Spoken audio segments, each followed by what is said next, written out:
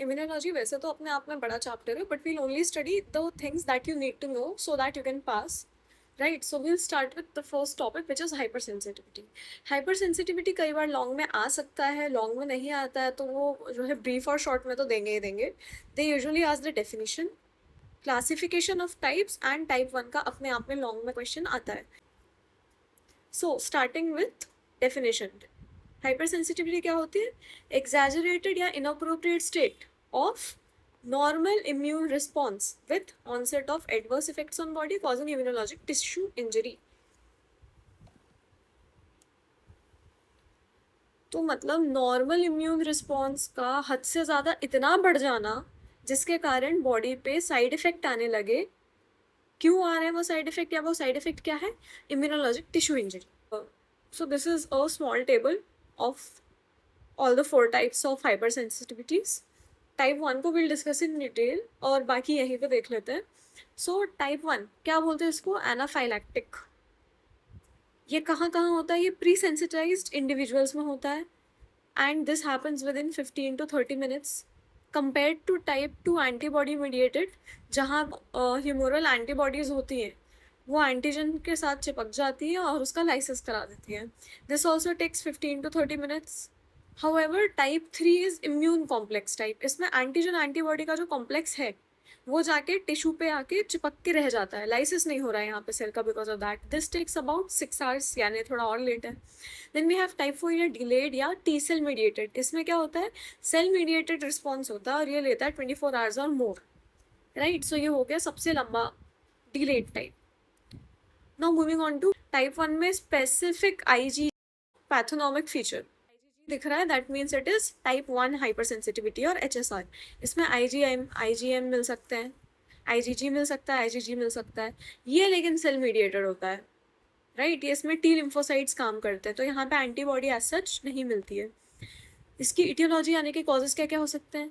Genetic हो सकता है, कोई पॉल्यूटेंट हो सकता है, वायरल इन्फेक्शन के बाद हो सकता है. टाइप 2 में क्या होता है? HLA linked exposure to foreign body. ऐसा कोई सा भी फॉरेन बॉडी जिसके सरफेस पे एंटीजन एक्सप्रेस करते हो HLA, वहाँ पे ये वाले हाइपर सेंसिटिविटी मिलेगी. टाइप 3 में क्या होता है? परसिस्टेंट लो ग्रेड इन्फेक्शन बना हुआ रहता है. एंड टाइप 4 में CD8 टी सेल्स जो है ये आपके क्यूटेनियस एंटीजन से बाइंड कर जाते हैं. अब एग्जाम्पल पे आ जाते हैं. एग्जाम्पल में यहाँ पे सिस्टेमिक. अब देखो टाइप 1 के भी 2 टाइप होते हैं, सिस्टेमिक और लोकल. सिस्टेमिक यानी whole body, for example sting, snake venom, ये सब. लोकल को क्या बोलते हैं? एटॉपिक. लोकल कहाँ कहाँ मिल सकता है स्पेसिफिकली? अगर सिर्फ स्किन में मिल रहा हो, सिर्फ लंग्स में मिल रहा हो, तो hay fever, bronchial asthma, specific food allergies, right. Type 2 कहाँ कहाँ मिलता है? ट्रांसफ्यूजन रिएक्शन में मिलता है. एरिथ्रोब्लास्टिस फीटालिस भी इसका एक एग्जाम्पल है. ग्रेव्स माइस्थेनिया ग्रेविस में मिलता है. टाइप 1 डायबिटीज़ में मिलता है. तो ये क्या हो रहा है यहाँ पे? ये सेल जो है उसके ऊपर जो भी एंटीजन है उससे ये एंटीबॉडी जाके बाइंड कर रही है, तो ये कॉम्प्लेक्स बन के उसी पे चिपक रहा है. अगेन टाइप 3 में एग्जाम्पल क्या है? SLE, systemic lupus erythematosus, rheumatoid arthritis, Goodpasture syndrome, और इम्यून कॉम्प्लेक्स ग्लोमेरुलोनेफ्रोपैथी. इसको हम टाइप 3 का दूसरा नाम क्या है? Arthus reaction. टाइप 4 में आ जाते हैं. इसमें TB, लेप्रेसी, जितने भी चीज़ें जो बहुत टाइम तक बॉडी एलिमिनेट नहीं कर पाती वो सब इसमें आएगा. इसमें ट्यूमर सेल्स के अगेंस्ट रिएक्शन भी इंक्लूडेड है. अब बात करते हैं मैकेनिज्म की.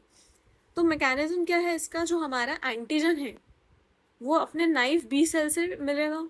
वो नाइफ बी सेल क्या करेगा? उसको आइडेंटिफाई करके उसकी एंटीबॉडी बना लेगा. इसको हम बोलते हैं सेंसिटाइजेशन. अब अगली बार जब भी ये एंटीजन सेंसिटाइज्ड बी सेल के पास आएगा तो क्या होगा? वो एंटीबॉडी सिक्रीट करना चालू कर देगा. It will convert into plasma cell. कौन सी एंटीबॉडी सिक्रीट करेगा? IgE. अब ये IgE कब सिक्रीट हो रही है? पहली बार में जब हो रहा था तब हो रहा था क्या? नहीं, ये सेकंड टाइम में जब दोबारा से वो एंटीजन आया तब हमने ये वाली एंटीबॉडी रिलीज करी है. अब IgG का फंक्शन क्या है? ये क्या करता है? बेसोफिल और मास्ट सेल इनका करा देता है डीग्रैन्युलेशन. तो डीग्रैन्युलेशन होगा तो जितने भी उसमें केमिकल्स या कीमोकाइंस होंगे वो सारे रिलीज होकर बाहर आ जाएंगे. तो वो बाहर आते हैं जब, तो वो क्या क्या एक्शंस है उनका? वास्कुलर परमेबिलिटी बढ़ जाएगी, स्मूथ मसल कॉन्ट्रैक्शन करा देंगे, शॉक की कंडीशन में ले आएंगे, क्यों? बिकॉज ऑफ वास्कुलर परमेबिलिटी बढ़ रही है ना। गैस्ट्रिक सिक्रीशन बढ़ा सकते हैं, नेजोलैक्राइनल सिक्रीशन बढ़ा सकते हैं, और लास्टली वी हैव इयोसिनोफिलिया, जो हर बार IgE के साथ हमेशा दिखता ही दिखता है। क्या होता है सेकंड टाइप में, जो है एंटीजन एंटीबॉडी, मैंने जैसा बताया था कॉम्प्लेक्स बन चुका है ऑलरेडी। अब ये जो कॉम्प्लेक्स है, ये रहा आपका सेल, ये रहा एंटीजन, और ये इस पे जाके एंटीबॉडी ने बाइंड कर लिया है। अब ये दिक्कत क्या है ना, ये कॉम्प्लीमेंट सिस्टम को एक्टिवेट कर देगा। जैसे ही ये कॉम्प्लीमेंट सिस्टम को एक्टिवेट करेगा थ्रू कॉम्प्लीमेंट पाथवे, ये जो सेल होगा वो हो जाएगा डिस्ट्रक्ट, और इस डिस्ट्रक्शन के बाद जो है फेगोसाइटोसिस हो जाएगा इसी का। किसके थ्रू? अगेन कॉम्प्लीमेंट सिस्टम का ही पार्ट है ना C3। तो C3b के कारण जो कि वर्क्स क्या करता है एज एन ऑप्सोनिन, ऑप्सोनाइजेशन याद आ रहा है, ability to make tasty, right. Moving on to the type 3। अब इसमें यहाँ पे देखो कॉम्प्लेक्स बन रहा है, यहाँ भी कॉम्प्लेक्स बन रहा है, कॉम्प्लीमेंट सिस्टम एक्टिवेट हो रहा है, यहाँ भी एक्टिवेट हो रहा है। अंतर सिर्फ इतना है कि ये जो कॉम्प्लेक्स है, इधर पे उसका फेगोसाइटोसिस हो रहा है, यानी कि एक स्पेशलाइज सेल आके उसको खा के जा रहा है, और यहाँ पे इन सीटू डिस्ट्रक्शन हो रहा है, जहाँ जो भी टिश्यू है उसी लोकेशन पे उसका पूरा डिस्ट्रक्शन हो रहा है, यहाँ फैगोसाइटोसिस एज सच नहीं हो रहा। इसलिए टाइप 4 इसमें APC यानी कि एंटीजन प्रेजेंटिंग सेल जो होती है वो जाती है लिम्फ नोड तक। लिम्फ नोड में जाके जो है वो क्या करता है, वो जो है CD4 T सेल को अपना एंटीजन प्रेजेंट कर देता है, दिखा देता है। अब CD4 T सेल क्या करेगा, ये जाके बाद में टिश्यू का डिस्ट्रक्शन करा देगा जहाँ भी एंटीजन उसको मिलता है बॉडी में। So this is in short, if you want you can refer to the notes. अगर लॉन्ग क्वेश्चन आता है टाइप 1 पे तो क्या लिखेंगे, सबसे पहले हम डेफिनेशन बताएंगे कि ये सिर्फ तब होता है जब आप पहले से हाइपर सेंसिटिविटी आपको हो। फिर इसके 2 फेजेस क्या होते हैं, एक फेज 1 होता है, फिर उसके बाद आता है फेज 2। ये होता है इमीडिएट फेज, ये होता है लेट फेज। इमीडिएट में क्या होता है, वेसोडाइलेशन, वास्कुलर लीकेज और सिक्रीशन और स्पैज्म, ये इमीडिएटली होता है। लेट फेज में क्या क्या होता है, इयोसिनोफिल दिखते हैं हमको, न्यूट्रोफिल दिखते हैं, बेसोफिल दिखते हैं, CD4 दिखता है, टिश्यू डिस्ट्रक्शन दिखता है जिस भी लोकेशन पे ये हो रहा है। इसकी पैथोजेनेसिस क्या होती है, TH2 सेल होते हैं, यानी कि T हेल्पर 2 सेल होते हैं। ये क्या करते हैं, ये एंटीजन है, एंटीजन को डेंड्राइटिक सेल पकड़ के लेके गया नाइफ T हेल्पर के पास इन प्रेजेंस ऑफ IL4। ये नाइफ T हेल्पर अब TH2 बन जाएगा। ये TH2 क्या करेगा, ये बहुत ज़्यादा कीमोकाइन सिक्रीट करेगा ताकि और ज़्यादा TH2 इसके पास आए। अभी कौन कौन से सिक्रीट कर सकता है, IL4 क्या करवाता है, बीटा से जो बी सेल होते हैं उनकी ये क्लास स्विचिंग करा देता है IgE। बेसिकली बी सेल हमारी बहुत सारी बॉडीज, हमारा प्लाज्मा सेल जो होता है, बी सेल जो होता है, वो सिर्फ एक टाइप का एंटीबॉडी नहीं सिक्रीट करता है, secretes all types of antibodies. Class switching में क्या होता है, हम वो स्पेसिफिक एंटीबॉडी को स्विच कर देते हैं कि अब अगर IgE मुझे चाहिए तो सिर्फ IgE प्रोड्यूस होगा। देन वी हैव IL5, ये क्या करता है, ये इयोसिनोफिल का एक्टिवेशन करा देता है।